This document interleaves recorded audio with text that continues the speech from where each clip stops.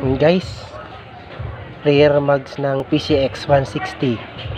Tatry natin, subukan natin isalpak sa ating Click 125 kung plug and play ba talaga siya. Kasi bala ko kasing gawing disc brake din yung likuran ng click ko dahil dagdag na rin forma. Kaya ito, try natin kung plug and play ba talaga siya sa Honda Click natin 125. PCX 160 rear mags, may kabitan na rin siya ng disc brake.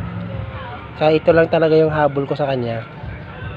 Kasi kung gagamitin natin yung stock ng mags ng click tas i-disc brake, bubutasan kasi bibili pa ng adapter. Kung obra naman yung pang click 160, di yan ang gagamitin ko para hindi na magbubutas. Yun, try natin kung talagang pasok ba talaga siya sa ating Click 125. The moment of truth. Salpak natin, guys.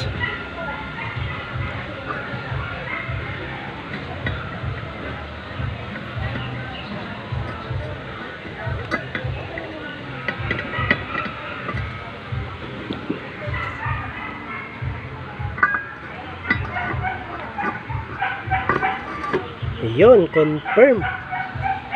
Pasok nga siya, guys.